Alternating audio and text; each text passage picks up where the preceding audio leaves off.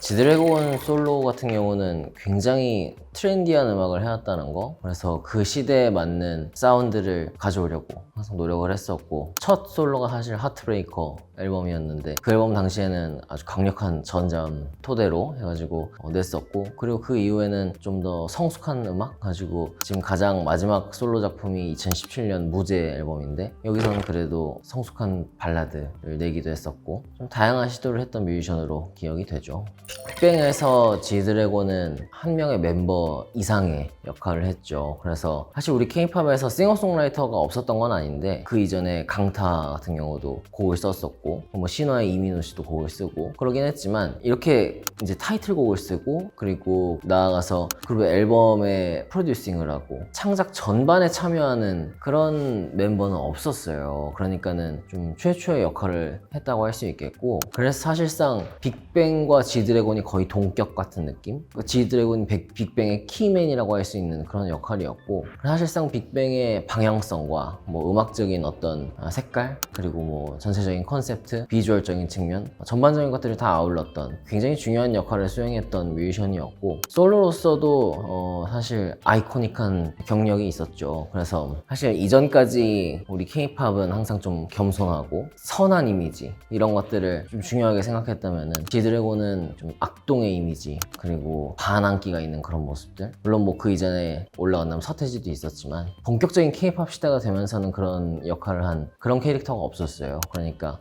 좀 새로운 모습을 보여줬었고, K-팝에서 어떻게 보면 새로운 하나의 모델, 새로운 하나의 방향을 제시했던 그런 좀 선구자적인 인물이죠. 일단은 뭐 음악적으로 어떤 시너지가 나올지 모르겠지만, 음악적인 만약에 시너지나 어떤 하모니가 없다고 해도 베이비몬스터 작품에 지드래곤이 참여했다, 그 문장이 갖는 위력이 어마어마해요. 그 상징성이 있고, 아까 얘기했듯이 빅뱅과 지드래곤이 사실상 동격이다 라고 했지만은, 나아가서는 YG라는 회사를 생각했을 때 지드래곤이라는 인물을 떠올리는 사람이 상당수일 거라고 생각하거든요. 여전히 그가 회사를 나갔어도. 그렇기 때문에 YG의 신인 그룹 곡을 지드래곤이 작업을 했다, 그 상징성이 상당하고 관심도나 여러 가지 측면에서 이전과는 비교할 수 없는 그런 쏠림이 있지 않을까 그런 생각이 들고, 아무래도 지금 YG의 음악적 색깔을 만드는데 많은 기여를 한 사람이 지드래곤이기 때문에 그 계보를 이어서 나온 베이비몬스터에게도 좋은 영향을 주고 좋은 작품으로 나오지 않을까 그런 기대를 하죠.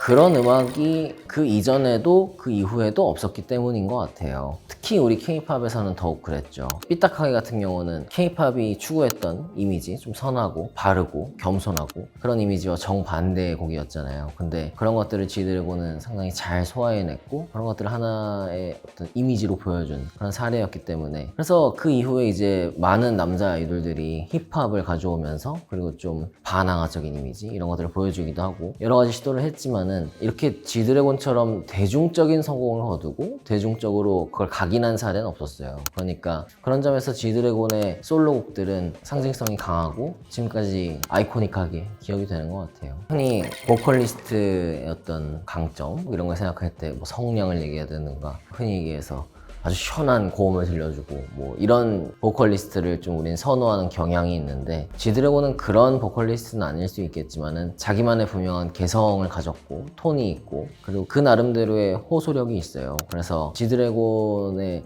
뭐 삐딱하게나 뭐 쿠데타, 크레용 이런 강렬한 곡들도 있지만은, 옛날에 하트브레이커 앨범에서 1년 정거장이라는 노래가 있어요. 그 노래는 가장 마지막 트랙이었는데 수록곡임에도 불구하고 좀 나름대로 인기를 얻었던 거는 댄스인데 구슬픈 약간 서정적인 곡이었거든요. 그런 노래를 부를 때도 지드래곤의 보컬이 잘 달라붙는다, 그리고 그 표현력이 살아있다, 그런 점에서 인기를 얻었었고, 그리고 나중에 이제 무제 앨범에서도 발라드가 사랑받았던 게 결국은 지드래곤 보컬의 호소력을 사람들이 좋아하고 인정하는 게 아닌가. 저 또한 지드래곤의 보컬이 그만의 특색이 있고 나름대로의 호소력과 매력이 있다 생각하죠. 힙합과 아이돌, K-팝 음악을 다 보여준 뮤지션이라고 생각해요. 그거는 쉽지 않죠. 그래서 힙합 씬에서도 지드래곤을 어느 정도 인정하고, 뭐 K-팝 씬에서는 말할 것도 없고, 그래서 보통은 K-팝에서 장르 음악을 했을 때 장르 음악 팬들의 환영을 받고 인정을 받는 게 쉬운 일은 아닌데, 그게 뭐 밴드 음악이 됐든 뭐 힙합이 됐든 여러 가지 면에서. 근데 지드래곤은 일단 본인이 가사를 다 직접 썼고 나름대로의 랩 톤, 지드래곤의 그 래핑이 있잖아요. 우리말 말을 약간 발음을 흘리면서 어떻게 보면 어눌하게 한다고 할까? 좀 그만의 방식으로 말하는 발음법들, 그러면서 랩을 하는 그런 것들이 결국은 뭐랄까 YG의 하나의 스타일이 돼서 그 이후에 있었던 많은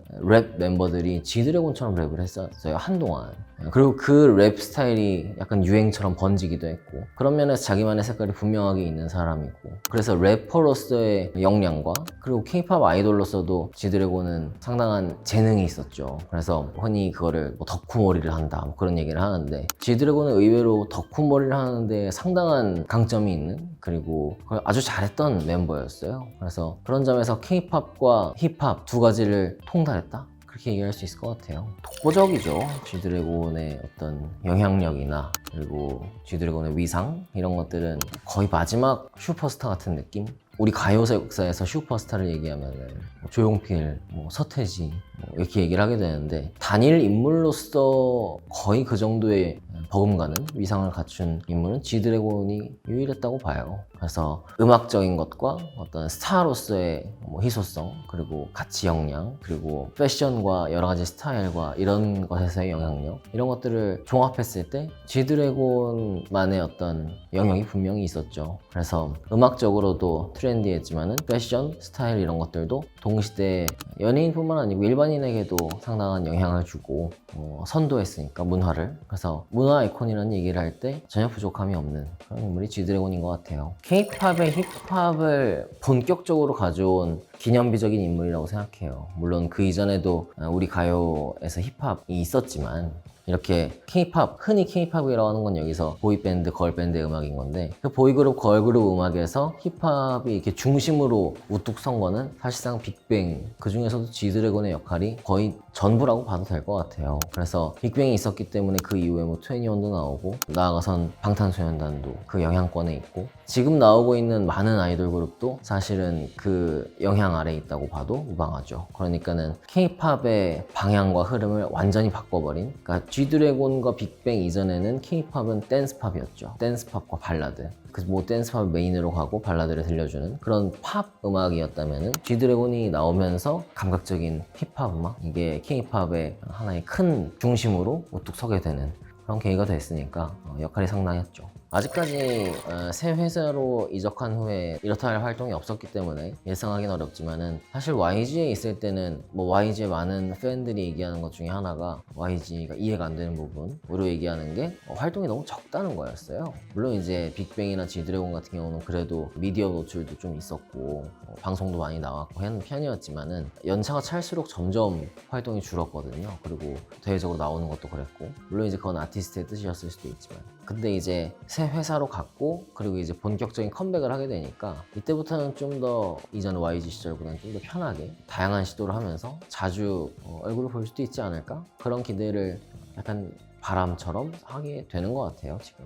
이건 뭐 너무 뻔한 답이지만 G드라서 그런 것 같고요. 뭐 쉽게 말해서 박효신의 야생아가 잘 될 수 있었던 게, 그 멜로디를 박효신이 불러서 잘 된 거지 다른 가수가 불렀으면 절대 안 됐을 거잖아요. 만약에 그 멜로디를 GD가 아닌 다른 사람이 부르면 그 느낌이 절대 안 날 것 같아요. 그러니까 저 같은 작곡가들이 그 음악 활동을 하면서 가장 행복할 때가, 내가 만든 멜로디를 충분히 100% 이상 불러줄 때가 행복한데, 제가 그동안 그래도 한 130곡 이상 작품 활동을 했고 되게 유명한 가수랑도 많이 작업을 했지만, 제 멜로디를 100%다 표현한 가수는 10% 미만이에요. 그만큼 어떻게 보면 작곡가들의 그 기대치나 그 바라는 게 되게 높다는 거거든요. 아무래도 그 작곡가만의 또 그 생각이 있으니까 이거를 가수가 표출한다는 게 쉽지 않은데, GD는 아마 제가 생각했을 때 물론 이제 GD가 작곡을 했지만 공동 크레딧을 보시면 이제 그래미에 같이 상 받은 외국 유명한 프로듀서도 같이 참여를 했는데, 그분들이 아마 굉장히 즐기면서 하지 않았을까. 네,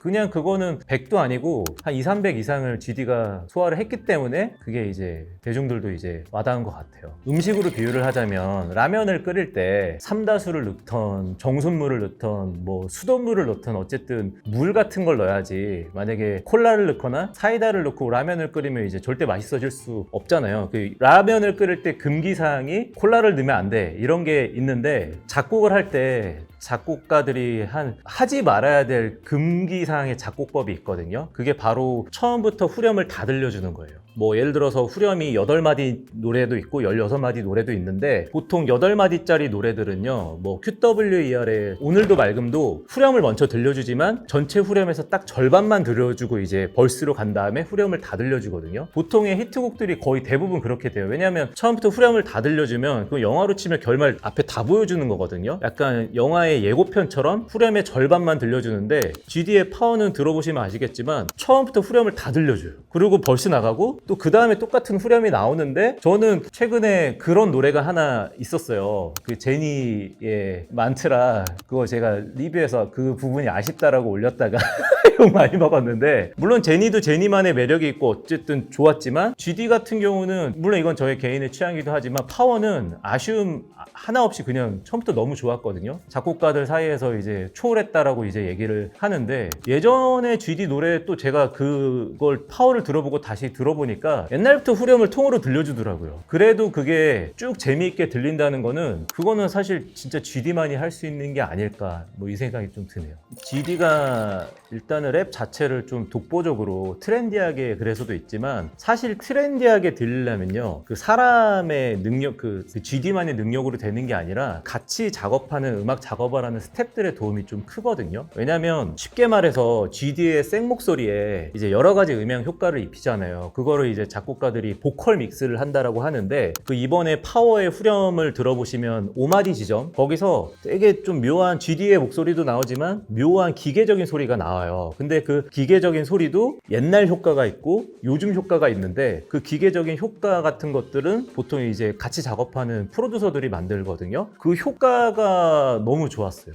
저희 같은 또 작곡가들은 그런 소리를 들으면 이거 도대체 어떤 악기 쓴 거지? 어떤 플러그인 쓴 거지? 이렇게 물음표가 달리거든요. 예, 그런 것처럼 그 어찌 보면 지금 현재 자기에 맞는 좋은 프로듀서를 그걸 잘 고르는 것도 어찌 보면 가수의 좋은 능력이라고 생각하거든요. GD는 GD만의 그 랩을 보여주니까 복합적으로 잘 녹여져서 대중들이 아 트렌디하다. 계속 시대를 잘 읽고 어찌 보면 좀 앞서 나간다. 이렇게 들리는 것 같아요. 저는 우선 첫 번째는 GD가 처음으로 작곡을 해서 히트쳤던 빅뱅의 거짓말인데요. 저는 첫 번째로 꼽는 게 사실 처음에 거짓말이 나왔을 때 그 작곡의 지드래곤의 크레딧이 있었어. 그때 당시에는 저 같은 작곡가들이 에이 저거 가짜 아니야 그랬어요. 왜냐면 이전에 아이돌 같은 경우는 가끔씩 자기가 작곡 안 했는데 막 이름 올리고 막 이런 일도 좀 흔하게 있었거든요. 그래서 아 무슨 GD가 아이돌 멤버가 저 어린 친구가 작곡을 했겠어. 그리고 멜로디도 너무 좋은 거예요. 해가 거듭날수록 보니까 진짜 GD만의 확실한 멜로디가 있고 이게 약간 보통 한국 사람들이 쓸 수 없는 멜로디를 계속 보여주더라고요. 그래서 이제 결국에는 GD가 프로 작곡가들 사이에서 좀 재앙 같은 존재가 됐는데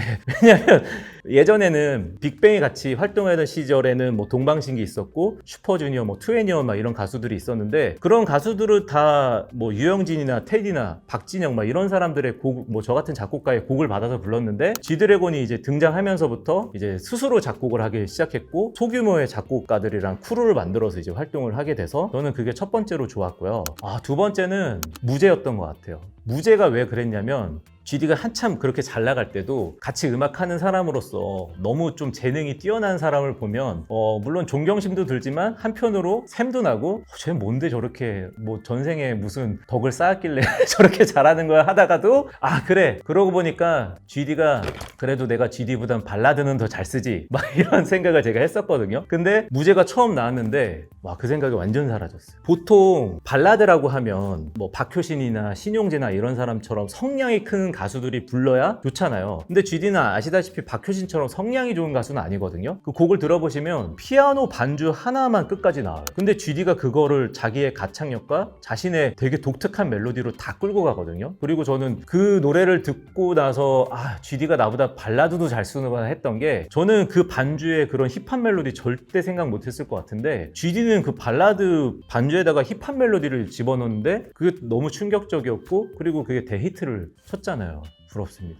지금 현재 K-팝이 아시다시피 엄청나게 글로벌해졌는데 저는 그 역할에서 GD가 첫 번째 출발을 했다라고 생각을 해요. 왜냐하면 2000년대 초반에 K-팝은 물론 좋고 저는 그 세대 때 사람이니까 그 음악을 너무 좋아하지만 K-팝은 말 그대로 그냥 한국 사람들이 듣는 음악이었거든요. 그리고 저희 한국 사람들이 K-팝을 좋아했지만 J-팝이나 미국 팝을 좀 더 우러러 봤던 거, 좀 더 한 차원 높은 리그 막 이렇게 생각을 했었는데 지금은 이제 전 세계 막 라틴처럼 주류 음악이 됐잖아요. 그게 이제 가능했던 게 예전에 K-팝 음악들은 보통 이제 저 같은 그냥 작곡가들이 쓰는 노래라서 작곡가들은 보통 멜로디를 쓸 때 과거의 히트곡을 분석하고 어떻게 멜로디 조합을 배치를 해야 대중들이 다 같이 따라 부를까? 이런 걸 쓰다 보니까 그냥 전형적인 한국적인 노래에서 좀 벗어날 수가 없었어요. 그러다 보니까 외국 사람들은 그게 어찌 보면 좀 나랑 취향이 안 맞고 촌스러울 수도 있었는데 GD가 잘한 점은 뭐 테디나 옛날에 용감한 형제나 이렇게 좀 전형적인 멜로디를 잘 쓰는 작곡가랑 GD는 자신만의 그 독보적인 그 특이한 멜로디를 되게 잘 쓰잖아요.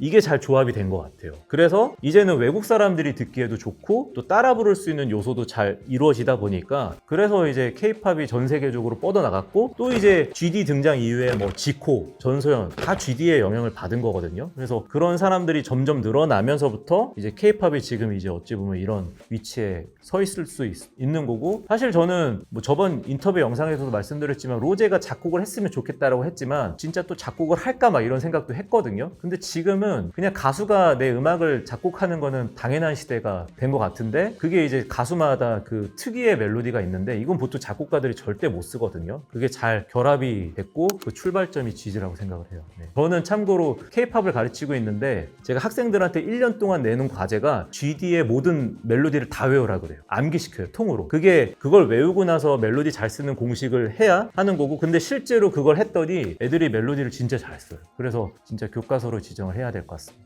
패션도 그렇지만 음악은 더더군다나 그래서 저도 사실 이번에 파워를 들을 때 보통의 가수들은 어떤 선공개곡이 나오면 다음이 좀 예상이 되거든요. 근데 GD는 진짜 예상이 안 돼요. 파워도 일단 예상 밖의 음원이었거든요. 그냥 옛날에 좀 GD스러운 거나 좀 EDM적인 거를 하려고 할까 했는데 되게 옛날에 레트로한 힙합 같은 거를 좀 현대화해서 갖고 와갔기 때문에 이번에 또 GD가 어떤 정규 앨범에서 어떤 거를 갖고 오느냐에 따라서 후배 가수들이 다 그 영향을 좀 어느 정도 받아가지고 좋은 영향을 주지 않을까 이런 생각이 들어서 예측을 계속 해보고 있는데 GD는 아예 모르겠어요. 파워가 저는 처음에 타이틀인 줄 알았거든요. 근데 또 그게 타이틀이 아니더라고요. 그래서 얼마나 대단한 곡을 들고 올까. 그리고 진짜 만약에 퓨처링진에 막 카니 웨스트 막 이런 거 있는 거 아니야?